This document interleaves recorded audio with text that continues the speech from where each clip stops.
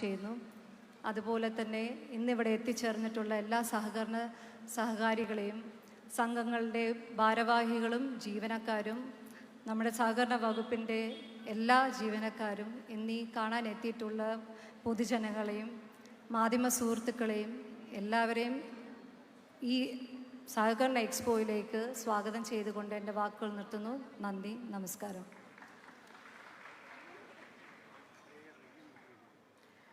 അധ്യക്ഷ പ്രസംഗത്തിനായി ബഹുമാനപ്പെട്ട തുറമുഖം, സഹകരണം, ദേവസ്വം വകുപ്പ് മന്ത്രി ശ്രീ VN വാസവൻ അവരുകളെ സ്വാഗതം ചെയ്യുന്നു.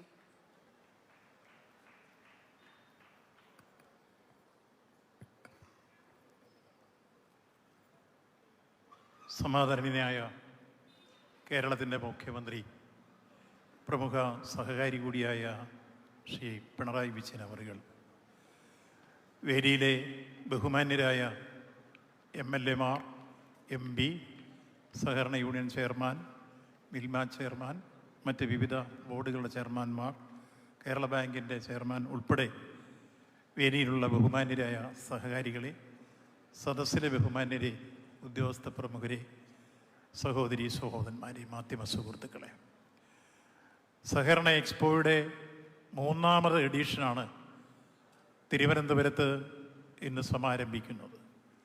കഴിഞ്ഞ 2 എഡിഷനുകൾ കൊച്ചിയിൽ വെച്ചാണ് നടന്നിരുന്നത്. 400-ൽ പരം ഉൽപ്പന്നങ്ങളായിരുന്നു അന്ന് കൊച്ചിയിൽ പ്രദർശനത്തിനും വിപണനത്തിനും എത്തിച്ചേർന്നതെങ്കിൽ ഈ പ്രാവശ്യം നമ്മൾ കനകക്കുന്ന് കൊട്ടാരത്തിലും നിശാഗന്ധി ഓഡിറ്റോറിയത്തിലുമായി നടക്കുന്ന ഈ സഹകരണ എക്സ്പോയിൽ 70,000 സ്ക്വയർ ഫീറ്റ് സ്പേസും 270 സ്റ്റാളുകളും 420-ൽ പരം ഉൽപ്പന്നങ്ങളും ഇവിടെ പ്രദർശനത്തിനും വിപണനത്തിനും എത്തിച്ചേരുമ്പോൾ 12 വിഷയങ്ങളെ കേന്ദ്രീകരിച്ചുള്ള സെമിനാറുകൾ നടക്കുന്നു. ലോകത്തിൻ്റെ വിവിധ ഭാഗങ്ങളിൽ നിന്നുള്ള സഹകരണ മേഖലയിലെ പ്രഗത്ഭരും പ്രശസ്തരും പ്രതിഭാശാലികളുമായ ഒട്ടനവധി പ്രമുഖർ പങ്കെടുക്കുന്ന സെമിനാറുകളിൽ പുതിയ ആശയ പ്രപഞ്ചങ്ങൾ തീർക്കാൻ കഴിയുന്ന രൂപത്തിലുള്ള ചർച്ചകളും തീരുമാനങ്ങളും ഉണ്ടാകും എന്നുള്ളതാണ് ഈ സെമിനാറിൻ്റെ ശ്രദ്ധേയമായ കാര്യം. ഇവിടെ ഇന്ന് തന്നെ മിൽമയുടെ 2 പ്രോഡക്റ്റുകൾ രാവിലെ ലോഞ്ച് ചെയ്യുന്ന സാഹചര്യമുണ്ടായി. ഇതുപോലെ നിരവധി പുതിയ ഉൽപ്പന്നങ്ങൾ സഹകരണ മേഖലയിലെ ലോഞ്ച് ചെയ്യുന്ന പരിപാടിയും ഇതിനോടനുബന്ധിച്ച് നടക്കുന്നു. സഹകരണ മേഖലയുടെ വളർച്ചയും വികാസവും സമൂഹത്തെ ആകെ ബോധ്യപ്പെടുത്തുന്നതിനും ഒപ്പം ഇപ്പോൾ നിരവധി ഉൽപ്പന്നങ്ങൾ വിദേശത്തേക്ക് നമുക്ക് കയറ്റി അയക്കാൻ കഴിയുന്ന സാഹചര്യം സംജാതമായിരിക്കുന്നു. ഏതാണ്ട് അമേരിക്കയിലേക്ക് 12 ഉൽപ്പന്നങ്ങൾ കൊച്ചിയിൽ ഈ അടുത്ത കാലത്ത് കയറ്റി അയച്ചിരുന്നു. ഇതുകൂടാതെ യൂറോപ്യൻ രാജ്യങ്ങളിലേക്കും ഗൾഫ് രാജ്യങ്ങളിലേക്കും നമ്മുടെ ഉൽപ്പന്നങ്ങൾ കയറ്റുമതി തുടങ്ങിയിരിക്കുന്നു. ഇങ്ങനെ സഹകരണ മേഖലയുടെ വളർച്ച, അതിൻ്റെ ഉയർച്ച, അതേപോലെ തന്നെ ഡൊമസ്റ്റിക് മാർക്കറ്റിലും ഇൻ്റർനാഷണൽ മാർക്കറ്റിലും നമ്മുടെ ഉൽപ്പന്നങ്ങൾ വിറ്റഴിക്കാനുള്ള അവസരവും എല്ലാം ഒരുക്കാൻ ഈ സഹകരണ എക്സ്പോയിലൂടെ കഴിയുന്ന സാഹചര്യം സംജാതമാകുന്നു എന്നുള്ളത് ഏറെ ശ്രദ്ധേയമാണ്. ഇതിനോടനുബന്ധിച്ച് ഫുഡ് കോർട്ടുകളും ഒപ്പം കലാപരിപാടികളും നമ്മുടെ സെമിനാറുകളും എല്ലാം ഇതിനോടനുബന്ധിച്ച് നടക്കുന്നുണ്ട്. 30-ാം തീയതി വരെ നടക്കുന്ന ഈ മഹാമേള, ഒരുമയുടെ പൂരം ഏറ്റവും വിജയകരമായി പര്യവസാനിപ്പിക്കാൻ വേണ്ടി ഈ നാട്ടിലെ എല്ലാ സഹകാരികളും മറ്റിതര സംഘടനകളുമെല്ലാം ഒരുമിച്ച് മുന്നോട്ട് വന്നിട്ടുണ്ട്. മാധ്യമ സുഹൃത്തുക്കളുമെല്ലാം ആ ഒരുമയുടെ പൂരം ഔപചാരികമായി ഉദ്ഘാടനം ചെയ്യുന്നതിന് വേണ്ടി കേരളത്തിൻ്റെ സമാരാധ്യനായ മുഖ്യമന്ത്രിയെ ആദരപൂർവ്വം ക്ഷണിച്ചുകൊണ്ട് ഞാൻ എൻ്റെ അധ്യക്ഷ പ്രസംഗം അവസാനിപ്പിക്കുന്നു. നന്ദി, നമസ്കാരം.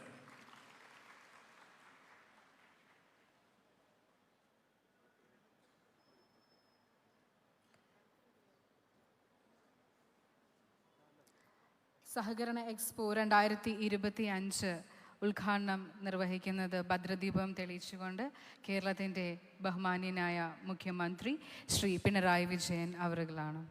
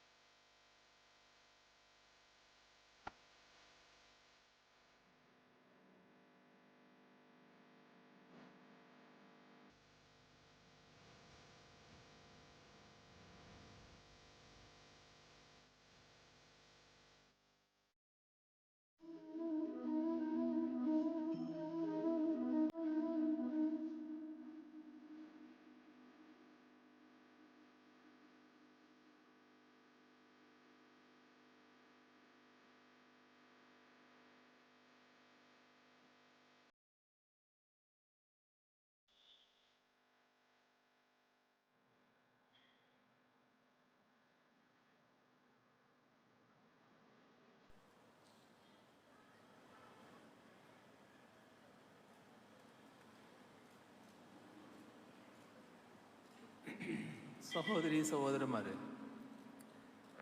സംസ്ഥാന സഹകരണ എക്സ്പോയുടെ ഔപചാരികമായ ഉദ്ഘാടനം എല്ലാവരുടെയും അനുമതിയോടെ നിർവഹിച്ചതായി ആദ്യമായും അറിയിക്കട്ടെ.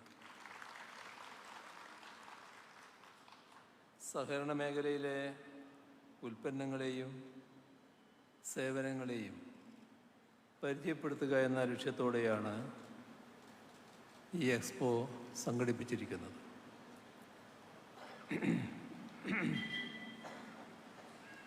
ഇവിടെ നേരത്തെ ബഹുമാനായ അധ്യക്ഷൻ സൂചിപ്പിക്കുകയുണ്ടായി കൊച്ചിയിൽ സഹകരണ എക്സ്പോ നടന്ന കാര്യം.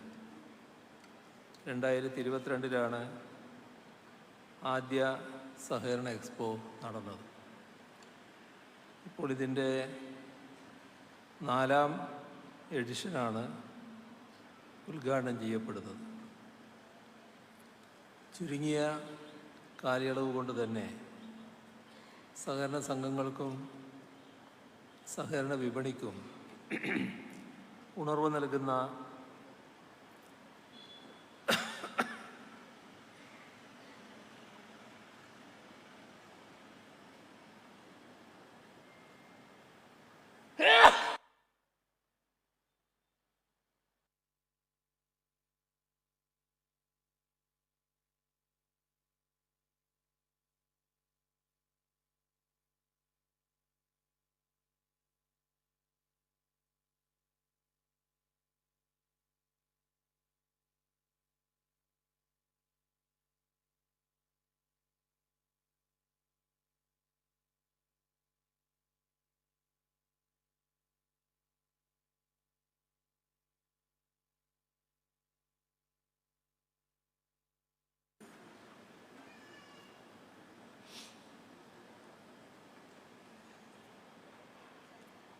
സഹകരണ വിപണിക്ക് ഉണർവ് നൽകുന്ന ഒന്നായി ഈ എക്സ്പോ മാറിയിട്ടുണ്ട്. ഇവിടെ പരിചയപ്പെടുത്തുന്ന പല ഉൽപ്പന്നങ്ങളുടെയും നിർമ്മാണത്തിലേക്ക് മറ്റ് സഹകരണ സംഘങ്ങളും ചുവടുവെക്കാൻ തയ്യാറാകുന്നു എന്നത് ശ്രദ്ധേയമായ കാര്യം. വിവിധ മേഖലകളിലുള്ള സഹകരണ സംഘങ്ങളും സഹകരണ വകുപ്പിന് കീഴിലുള്ള സ്ഥാപനങ്ങളുമാണ് ഈ മേളയിൽ ഉള്ളത്. 200-ലധികം സ്റ്റോളുകൾ ഒരുക്കിയെന്ന് പറയുമ്പോൾ തന്നെ അതിൻ്റെ വൈപുല്യം മനസ്സിലാക്കാനാവുന്നുണ്ട്. ഇവിടെ ലഭിക്കുന്ന ഉൽപ്പന്നങ്ങൾ പലതും വളരെയേറെ ജനപ്രീതി നേടിയവയാണ്. ഈ കൊമേഴ്സ് സൈറ്റുകളിലടക്കം ബെസ്റ്റ് സെല്ലർ പട്ടികയിൽ ഉള്ളവയുമാണ്. ഇതെല്ലാം സഹകരണ മേഖലയ്ക്ക് നമ്മുടെ വിപണിയിലുള്ള മേൽക്കൈയാണ് കാണിച്ചു തരുന്നത്. അത് വർഷങ്ങൾ കൊണ്ട് ഈ മേഖല ആർജിച്ച വിശ്വാസ്യതയിൽ നിന്ന് ഉണ്ടായത്. കാർഷിക മേഖലയിൽ മാത്രമായി നമ്മുടെ സഹകരണ സംഘങ്ങൾ ഒരു കാലത്ത് ഒതുങ്ങി നിന്നിരുന്നു.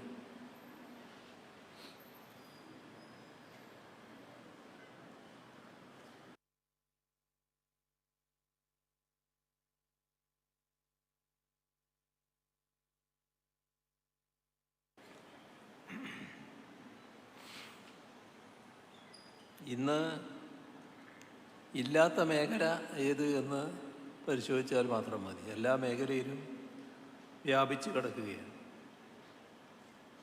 കേരളത്തിലെ ചില സംഘങ്ങൾ ആഗോളതലത്തിൽ തന്നെ പ്രശസ്തി നേടിയിട്ടുമുണ്ട്. മൂല്യവർദ്ധിത ഉൽപ്പന്നങ്ങളുടെ മേഖലയിലും കാര്യമായ ഇടപെടലുകളാണ് സഹകരണ മേഖല നടത്തുന്നത്. ഇവിടെ നടക്കുന്ന മേളയിൽ ഇവയെല്ലാം കാണാനും പരിചയപ്പെടാനും ഉള്ള അവസരം ഏവർക്കും ഉണ്ടാകുമെന്നാണ് കണക്കാക്കുന്നത്. ഞാനിപ്പോൾ ഒരു ചടങ്ങിൽ പങ്കെടുത്താണ് ഇങ്ങോട്ട് വരുന്നത്. ആ ചടങ്ങിൻ്റെ സംഘാടകർ പറഞ്ഞൊരു കാര്യം, ഒരു നല്ല കെട്ടിടം പൂർത്തിയാക്കി അതിൻ്റെ ഉദ്ഘാടന ചടങ്ങായിരുന്നു. അപ്പോൾ അവിടെയുള്ള ഫർണിച്ചർ, മറ്റ് ഉപകരണങ്ങൾ, അതൊക്കെ ഒരു സഹകരണ സ്ഥാപനമായ റെപ്കോവിൽ നിന്ന് വാങ്ങാം എന്ന് ഈ സ്ഥാപന നിർമ്മാതാക്കൾ ആർക്കിടെക്റ്റിനോട് പറഞ്ഞു. അപ്പോൾ ആർക്കിടെക്റ്റിന് അത് കേട്ടപ്പോൾ അത്രയൊരു ഇഷ്ടമില്ല. കാരണം ഈ സഹകരണ സംഘത്തിൻ്റെ ഉൽപ്പന്നം വേണ്ടത്ര നിലവാരമുള്ളതായിരിക്കുമോ, ആ ഒരു ശങ്കയാണ് അദ്ദേഹത്തിനുണ്ടായത്. അപ്പോൾ ഈ സഹകരണ സംഘം സാധനങ്ങൾ സപ്ലൈ ചെയ്ത് തുടങ്ങിയപ്പോൾ അദ്ദേഹത്തിന് ഇഷ്ടപ്പെട്ടു എന്ന് മാത്രമല്ല, ഇനി തൻ്റെ നേതൃത്വത്തിൽ നടക്കുന്ന സ്ഥാപനങ്ങളിലെല്ലാം ഇവരുടെ ഉൽപ്പന്നം വാങ്ങാൻ ഞാൻ ശുപാർശ ചെയ്യുമെന്ന് പറയുന്ന നിലവരെയുണ്ടായി. ഇതാണ് സഹകരണ ഉൽപ്പന്നങ്ങളുടെ കാര്യത്തിൽ വന്നു ചേരുന്ന പ്രത്യേകത. നമ്മുടെ മലയാളിയുടെ നിത്യജീവിതവുമായി ഇഴചേർന്ന് കിടക്കുന്നതാണ് സഹകരണ സംഘങ്ങൾ.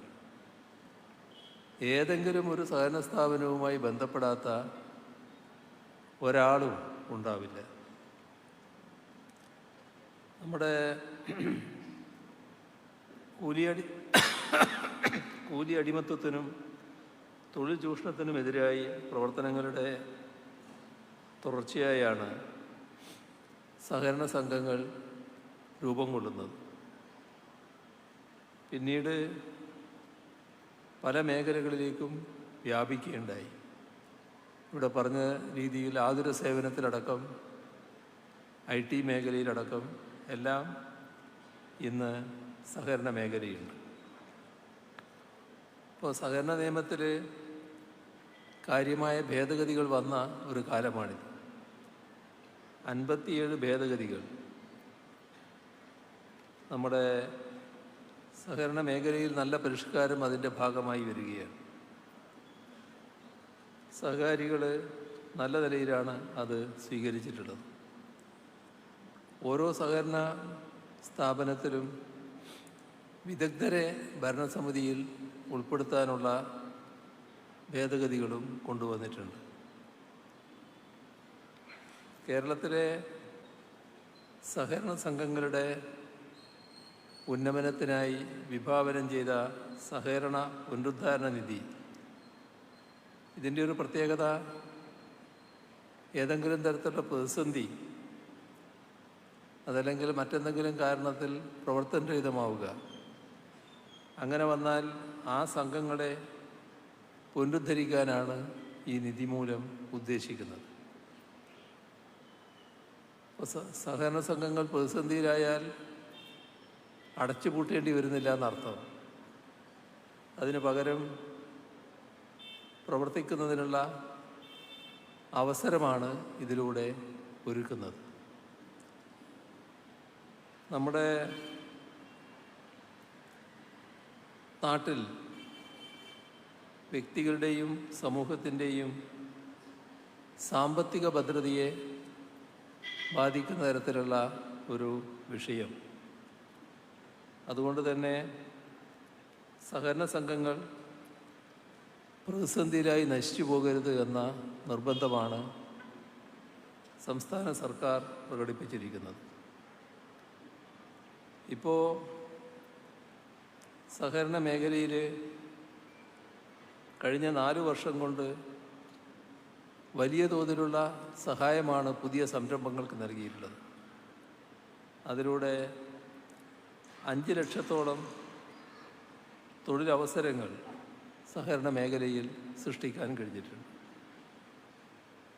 കേരള ബാങ്ക് രാജ്യം ശ്രദ്ധിച്ച കേരളത്തിൻ്റെ സഹകരണ മേഖലയിലെ ഒരു മുൻകൈയായിരുന്നു.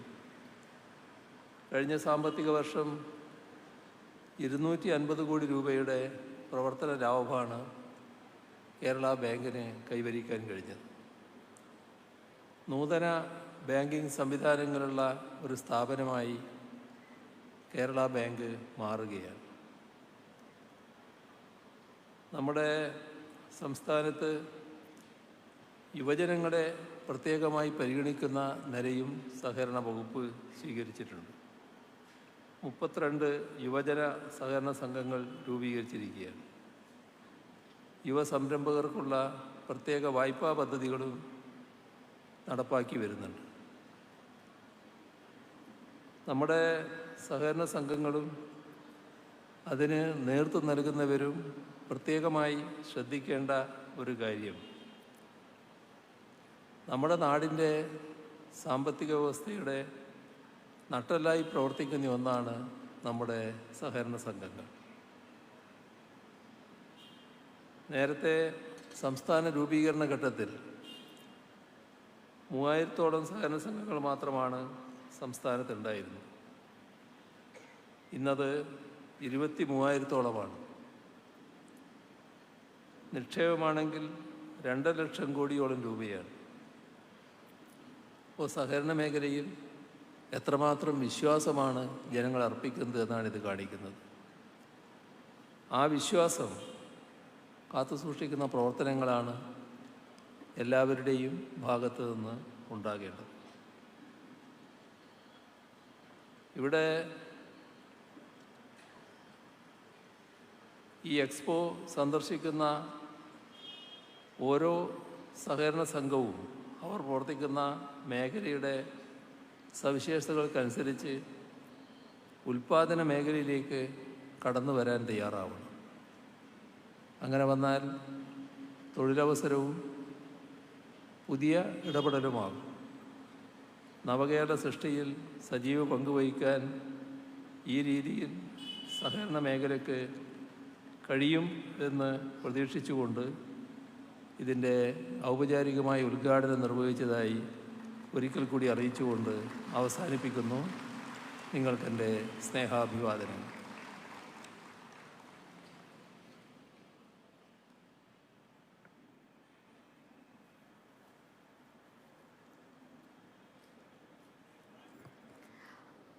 അൻപത്തിയാറ് വർഷത്തെ ചരിത്രത്തിൽ ആദ്യമായി സഹകരണ വകുപ്പ് സഹകരണ മാനുവൽ പ്രസിദ്ധീകരിക്കുന്നു. ആയതിൻ്റെ പ്രകാശനം ബഹുമാനപ്പെട്ട മുഖ്യമന്ത്രി സഹകരണ വകുപ്പ് മന്ത്രിക്ക് നൽകി നിർവഹിക്കുന്നു.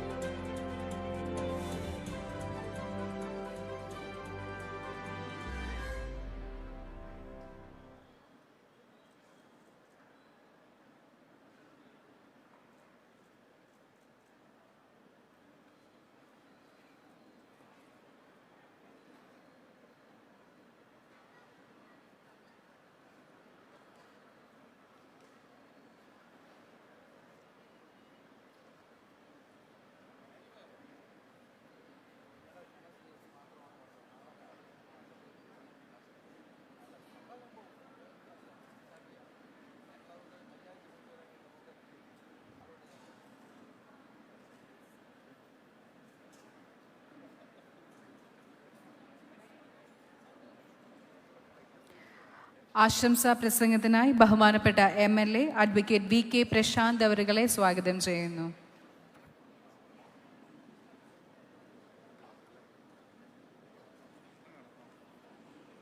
വേദിയിലും സദസ്സിലുമുള്ള ബഹുമാന്യരെ, പ്രിയപ്പെട്ട സഹകാരികളെ, പ്രിയപ്പെട്ട മാധ്യമ സുഹൃത്തുക്കൾ, പ്രിയമുള്ളവരെ, തിരുവനന്തപുരത്ത് ആരംഭിച്ചിരിക്കുന്ന കോപ്പറേറ്റീവ് എക്സ്പോ നേരത്തെ ഇവിടെ സൂചിപ്പിച്ചതുപോലെ 260-ലധികം സ്റ്റാളുകളിലും 400-ലധികം വരുന്ന ഉൽപ്പന്നങ്ങൾ സഹകരണ മേഖലയുടെ വൈവിധ്യം വിളിച്ചോതുന്ന നിലയിൽ ഇവിടെ പ്രദർശിപ്പിക്കുകയും കാണാനുമൊക്കെയുള്ളൊരവസരം സംഘടിപ്പിച്ചിരിക്കുകയാണ്. കഴിഞ്ഞ എക്സ്പോയുടെ മറ്റ് എഡിഷനുകളിൽ ഏറെ വൈവിധ്യവും സഹകരണ മേഖലയുടെ വൈപുല്യവും ഒക്കെ തന്നെ നമുക്ക് കാണാൻ വേണ്ടി കഴിഞ്ഞിട്ടുണ്ട്. അത് ആ നിലയിൽ തന്നെ മുന്നോട്ട് കൊണ്ടുപോകാൻ ഇത്തവണയും ശ്രമിച്ചിട്ടുണ്ട് എന്നുള്ളതാണ് നമുക്ക് മനസ്സിലാവുന്ന ഒരു കാര്യം. കേരളത്തിൻ്റെ സഹകരണ മേഖല നേരിടുന്ന പുതിയ കാലഘട്ട വെല്ലുവിളികളെ നേരിടാൻ തക്കവിധമുള്ള പരിഹാര നിർദ്ദേശങ്ങളടങ്ങുന്ന സെമിനാറുകളടക്കം ഇവിടെയുണ്ട് എന്നുള്ളത് തീർച്ചയായിട്ടും വളരെ സന്തോഷവും അഭിമാനവും നൽകുന്നൊരു കാര്യമാണ്. ഈ എക്സ്പോയ്ക്ക് എല്ലാ ഭാവുകങ്ങളും ആശംസകളും നേർന്നുകൊണ്ട് വാക്കുകൾ ചുരുക്കുന്നു. നന്ദി, നമസ്കാരം. Thank you so much. അടുത്തതായി ആശംസാ പ്രസംഗത്തിനായി ബഹുമാനപ്പെട്ട MP ശ്രീ A റഹീം അവരുകളെ സ്വാഗതം ചെയ്യുന്നു. ഏറെ ബഹുമാനപ്പെട്ടവരെ, നമ്മുടെ സംസ്ഥാനത്തെ സാമ്പത്തിക മേഖലയുടെ ജീവവായുവായി നിൽക്കുന്ന മേഖലകളിലൊന്നാണ് സഹകരണ മേഖല. നിരന്തരമായി അത് നവീകരണത്തിന് വിധേയമാക്കപ്പെടുന്നു, അപ്ഡേറ്റ് ചെയ്യപ്പെടുന്നു, അപ്ഗ്രേഡ് ചെയ്യപ്പെടുന്നു എന്നുള്ളതാണ്. കൂടുതൽ നവീനമായ വൈവിധ്യങ്ങളുടെ സാധ്യതകൾ അത് തേടുന്നു എന്നതാണ് നമ്മുടെ സഹകരണ മേഖലയുടെ ഏറ്റവും കാതലായ ഗുണം. ആ ഗുണത്തിന് കൂടുതൽ രാസത്വരകമായി മാറാൻ, കൂടുതൽ ശക്തി പകരാൻ തീർച്ചയായും സഹകരണ എക്സ്പോയ്ക്ക് സാധിക്കും. സഹകരണ എക്സ്പോയ്ക്ക് കേരളത്തിൻ്റെ സഹകരണ പ്രസ്ഥാനത്തിനും എല്ലാവിധ ഭാവുകങ്ങളും നേർന്നുകൊണ്ട് ഞാൻ എൻ്റെ വാക്കുകൾ അവസാനിപ്പിക്കും.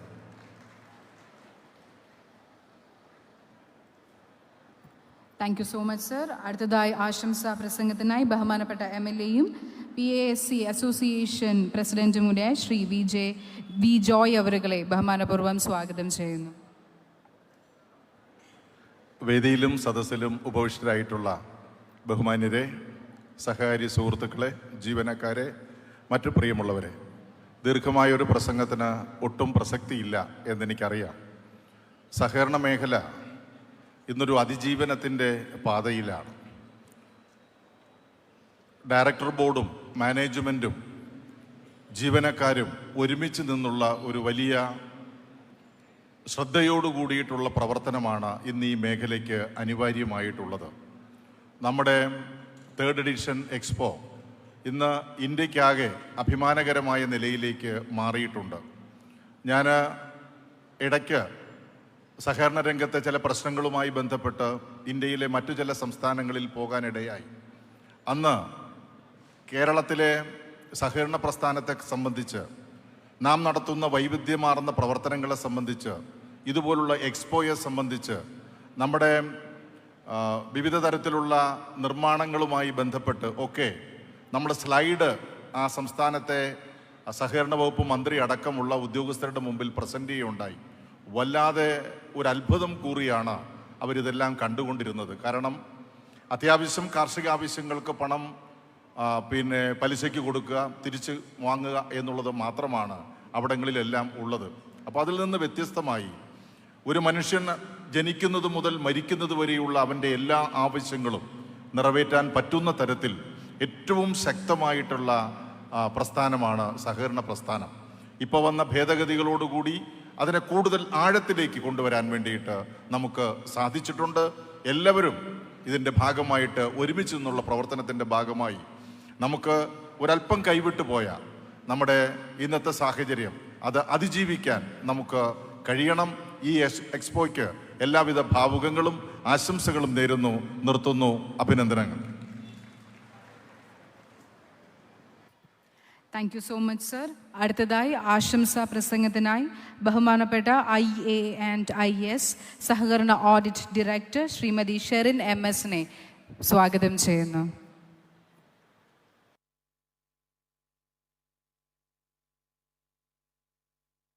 വേദിയിലിരിക്കുന്ന ബഹുമാനപ്പെട്ട MP, MLAമാർ, മറ്റു ഉദ്യോഗസ്ഥ പ്രമുഖരെ, പ്രിയപ്പെട്ട സദസ്യരെ, ഈ എക്സ്പോയ്ക്കും ഇതുമായി ബന്ധപ്പെട്ട എല്ലാ പരിപാടികൾക്കും, പ്രത്യേകിച്ച് രാവിലെയും വൈകുന്നേരവുമായി നടക്കുന്ന സെമിനാറുകൾക്കുമുള്ള എൻ്റെ എല്ലാ ഭാവുകങ്ങളും നേർന്നുകൊണ്ട് ഞാൻ നിർത്തുന്നു. Thank U.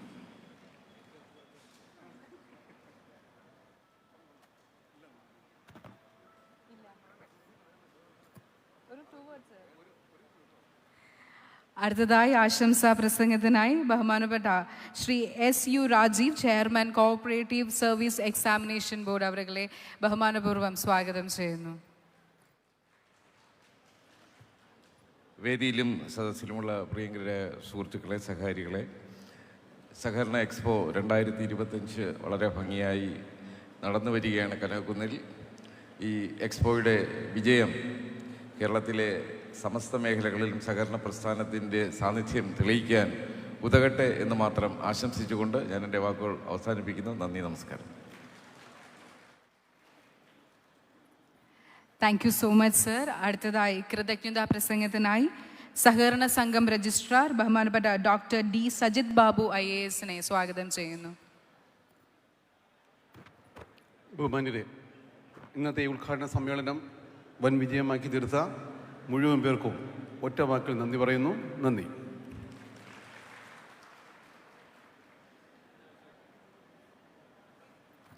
സഹകരണ എക്സ്പോ 2025 മൂന്നാമത്തെ എഡിഷൻ്റെ ഉദ്ഘാടന ചടങ്ങിൻ്റെ കാര്യപരിപാടികളായിരുന്നു ഇവിടെ നടന്നത്.